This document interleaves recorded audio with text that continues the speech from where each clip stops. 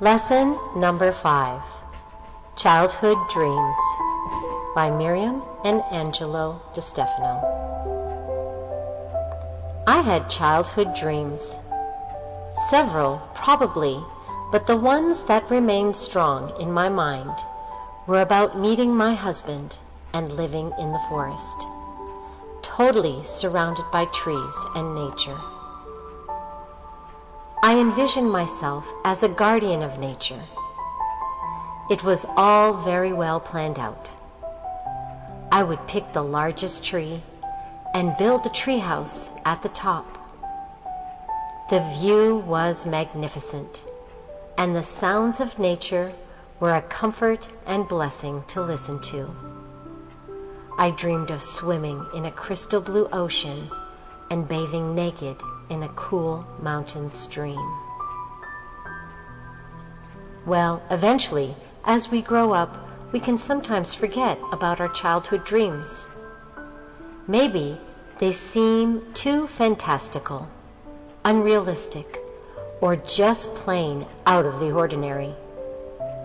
So they get pushed away into the back of our minds.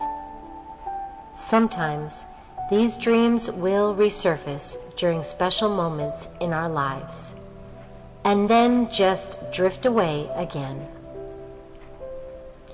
One thing we should always remember, though, as children, we are closer to God and Spirit than we will probably ever be in adulthood. This is why we should always hold on to those dreams in our mind and our heart. There will surely be times in our lives when all we have to look forward to is those wonderful images of the past. Relentlessly searching for life answers can become a way of life. Who am I? Why am I here? What am I supposed to be doing? If I had followed my first childhood impression, I could have chosen to live in the country. Yet this was not the case. Instead, I chose to live in the largest city in all of Canada, which is Toronto. I was always surrounded by plenty of tall buildings, very few trees, and lots of people who were, by the way, were always in a hurry.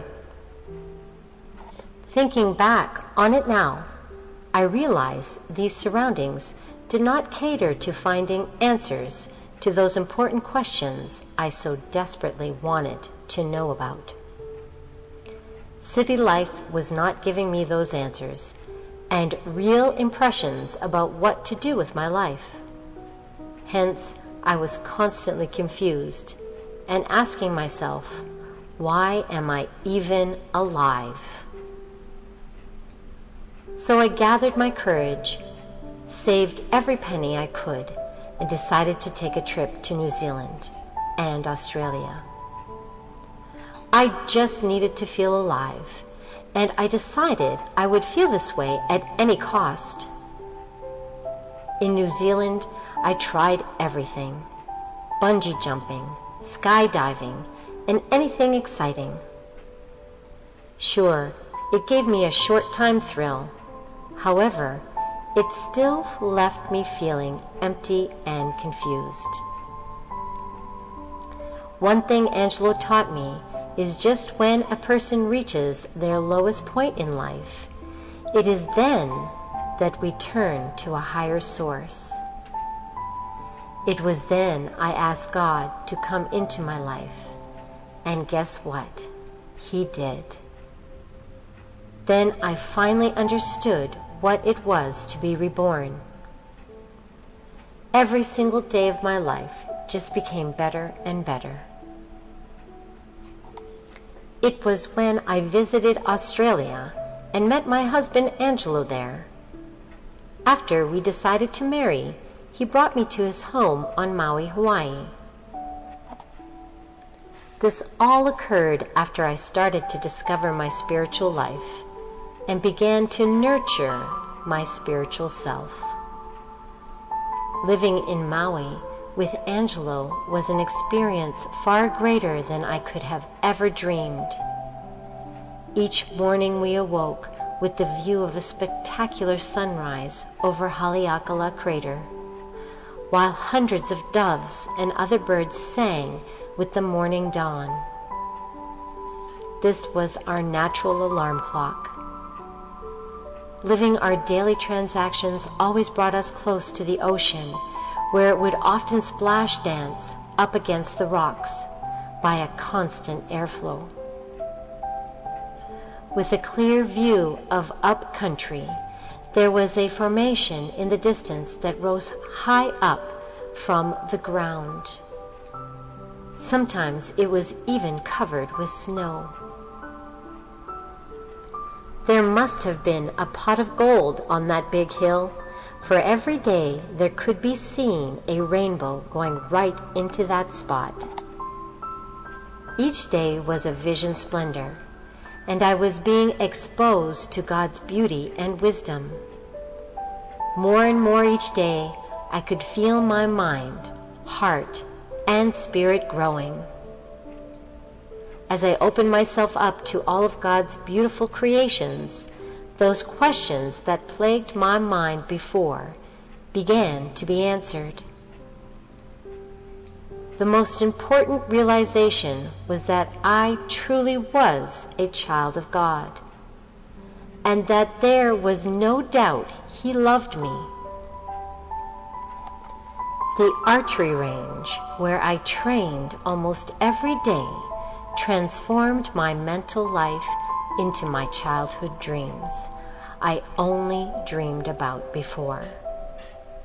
Actually, it totally surpassed anything that I could have ever envisioned.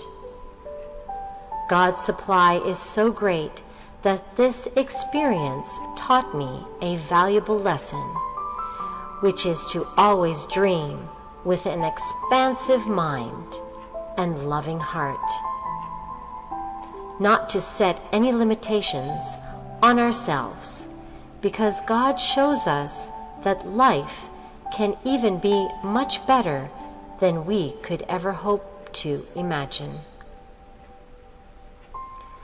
Living in a circle as we do, I realized that after these dreams were fulfilled, what else was there that I could dream about? I pondered over this question for days, weeks, and even months. Once I started searching for another inner dream, I found out that it wasn't that easy. I was back to, who am I? Why am I here? What am I supposed to be doing? By this time, I learned that the material world is ever-changing, and it seemed too trivial to worry about owning bigger or greater material things. The greatest possession of all was knowing that I was a child of God, and He is always there for me. What greater security could anyone ever hope for? The true value and freedom of life is knowledge. I also learned that knowledge can only become wisdom when it is tempered by love. Love is the real key to life. Without it, nothing else matters. Even Jesus taught that in the age of man, we would know the truth and it would set us free. Aspiring to learn more about God became my goal and my dreams. We never know what life is going to throw at us, but we can always be assured that the loving Spirit of God's presence will be there whenever we ask for it and need it. All we have to do is ask and believe, and all will be made known to us. God bless you all, and God bless the world. This concludes Lesson 5, Childhood Dreams.